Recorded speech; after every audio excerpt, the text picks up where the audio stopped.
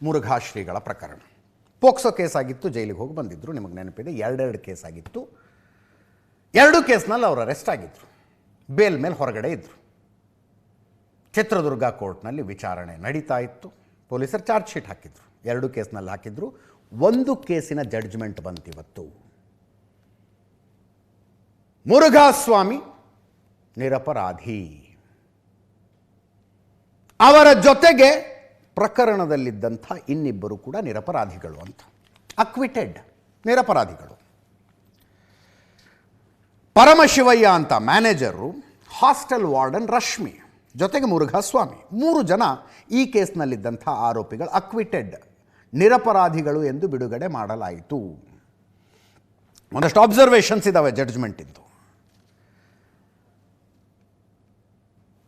ಸಂತ್ರಸ್ತೆಯರಿಂದ ದೂರು ಕೊಡಿಸುವ ವಿಚಾರದಲ್ಲಿ ಪಿತೂರಿ ನಡೆದದ್ದು ದೃಢ.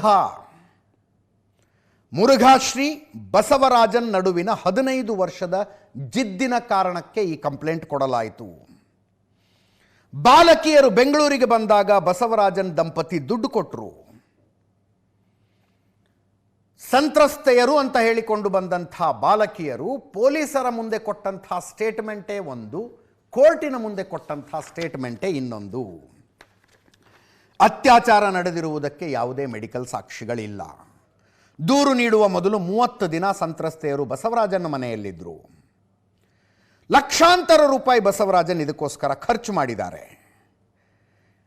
ಹಣ ವ್ಯಯ ಮಾಡಿ ವ್ಯವಸ್ಥಿತವಾದ ಷಡ್ಯಂತ್ರ ಮಾಡಲಾಗಿದೆ ಮುರುಘಾ ಮಠದ ವಿರುದ್ಧದ ದ್ವೇಷಕ್ಕಾಗಿ. ಅತ್ಯಾಚಾರ ನಡೆದಿದೆ ಎನ್ನಲಾದ ಸ್ಥಳದ ಬಗ್ಗೆ ಸಂತ್ರಸ್ತೆಯರ ಹೇಳಿಕೆಗಳು ಸಮಂಜಸವಾಗಿಲ್ಲ. ಕೃತ್ಯ ನಡೆದ ಸ್ಥಳದ ಮಹಜರ್ಗೂ ಸಂತ್ರಸ್ತೆಯರ ವಿವರಣೆಗೂ ಹೋಲಿಕೆ ಇಲ್ಲ. ಮಠದ ಹಾಸ್ಟೆಲ್ನಿಂದ ಹಲ್ಲೆ ಮಾಡಿ ಹೊರಗೆ ಹಾಕಿದ್ದಾರೆ ಅನ್ನೋ ಆರೋಪ, ಹಲ್ಲೆ ಮತ್ತು ರಕ್ತಗಾಯಗಳಾಗಿದ್ದಕ್ಕೆ ಮೆಡಿಕಲ್ ಸಾಕ್ಷ್ಯಗಳಿಲ್ಲ. ಬಾಲಕಿಯರು ಯಾಕೆ ಮೈಸೂರಿನ ಒಡನಾಡಿಗೆ ಹೋದರು ಎಂಬುದಕ್ಕೆ ಉತ್ತರ ಇಲ್ಲ. ಪೊಲೀಸರ ಮುಂದೆ ಹೋಗಿ ದೂರು ಕೊಡದೆ ಮೈಸೂರಿಗೆ ಹೋಗಿದ್ಯಾಕೆ ಅನ್ನೋ ಪ್ರಶ್ನೆಗೆ ಉತ್ತರ ಇಲ್ಲ. ಇದೊಂದು ಕಲ್ಪಿತ ಕಟ್ಟುಕತೆ ಎಂದು ಆರೋಪಿಗಳ ಪರ ವಕೀಲರು ಮಾಡಿದ ವಾದಕ್ಕೆ ಪುಷ್ಟಿ ದೊರೆತಂತೆ ಕಾಣಿಸ್ತಾ ಇದೆ. ಜಡ್ಜ್ಮೆಂಟನ್ನು ಡೀಟೇಲಾಗಿ ನೋಡಬೇಕು. ನಾವು ಆರ್ಗ್ಯುಮೆಂಟಿನ ವಿಷಯಗಳನ್ನು ಹೇಳಿದೆ ನಿಮಗೆ. 3 ಜನ ಖುಲಾಸೆ ಆಗಿದ್ದಾರೆ. ಪ್ರಕರಣದ ಇತಿಹಾಸ ಪೂರ್ತಿ ಹೇಳ್ತಾ ಕೂತ್ಕೊಳ್ಳೋದಿಲ್ಲ. ಇನ್ನೊಂದು ಕೇಸಿದೆ, ಕೇಸ್ ಬಗ್ಗೆ ಹರಿಬೇಕು. ಇದರ ಬಗ್ಗೆ ಪ್ರತಿಕ್ರಿಯೆ ಏನು? ಮುರುಘಾಸ್ವಾಮಿಗಳು ಹೇಳ್ತಾರೆ, ನಾನು ಸದ್ಯಕ್ಕೆ ಮೌನವಾಗಿರೋದಕ್ಕೆ ಬಯಸ್ತೀನಿ, ಆಮೇಲೆ ಪ್ರತಿಕ್ರಿಯೆ ಕೊಡ್ತೀನಿ ಅಂತ ಅವರ ಪರ ವಕೀಲರು ಮಾತಾಡಿದ್ದಾರೆ. ಒಡನಾಡಿ ಸಂಸ್ಥೆಯ ಸ್ಟ್ಯಾನ್ಲಿ ಮಾತಾಡಿದ್ದಾರೆ. ಗಮನ ಇಟ್ಟು ಕೇಳಿಸ್ಕೊಳ್ಳಿ. ನಾವುಗಳು ಇನ್ನೂ ಒಂದಷ್ಟು ಮೌನವನ್ನು ಕಾಪಾಡ್ಕೋಬೇಕಾಗಿದೆ. ನಿಮ್ಮೆಲ್ಲರಿಗೆ ಅಧಿಕೃತವಾಗಿ ಕರೆದು ಬಿಟ್ಟು ಪತ್ರಿಕಾಗೋಷ್ಠಿಯನ್ನು, ಮಾಧ್ಯಮಗೋಷ್ಠಿಯನ್ನು ಕರೆದು ವಿಚಾರಗಳನ್ನು ನಿಮ್ಮ ಜೊತೆಯಲ್ಲಿ ಹಂಚ್ಕೋಬೇಕು ಅಂತ ಮಾಡಿದ್ವಿ.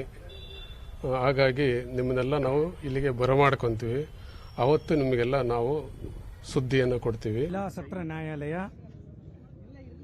ಈಗ ತೀರ್ಪು ನೀಡಿದೆ.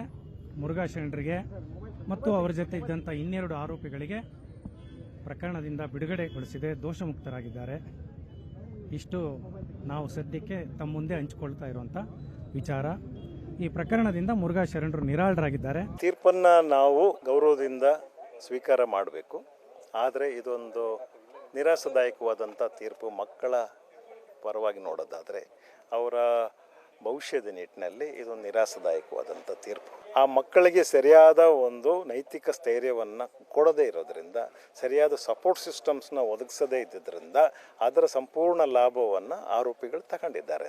ಒಂದು ವ್ಯವಸ್ಥೆ ಅವ್ರ ಪರವಾಗಿ ಕೆಲಸ ಮಾಡಿದೆ, ಹಣಕಾಸು ಇರುವಂಥವ್ರು, ಬೆಂಬಲ ಇರುವಂಥವ್ರು ಮಾಡಿರ್ತಾರೆ. ಈ ಮಕ್ಕಳಿಗೆ ಯಾರು ಇಲ್ಲ ಅಂತ ನಾವು ಅನ್ಕೋಬಾರ್ದು. ನಾವು ನಿಂತ್ಕೊಳ್ತೇವೆ, ಮುಂದೆ ಸರ್ಕಾರಕ್ಕೆ ಆಗ್ರಹಿಸ್ತಾ ಇದ್ದೇವೆ. ಸರ್ಕಾರ ಇದನ್ನು ಹೈಕೋರ್ಟ್ನಲ್ಲಿ ಪ್ರಶ್ನಿಸಬೇಕಾಗ್ತದೆ.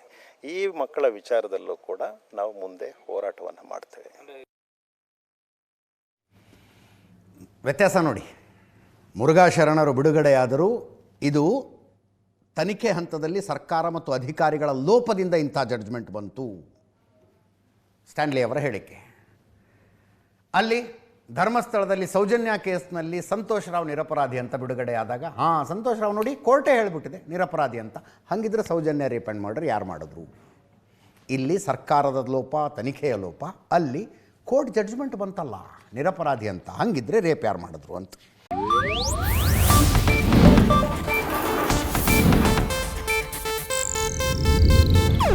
ಇದು ಏಷ್ಯಾನೆಟ್ ನ್ಯೂಸ್ ನೆಟ್ವರ್ಕ್ ಪ್ರಸ್ತುತಿ.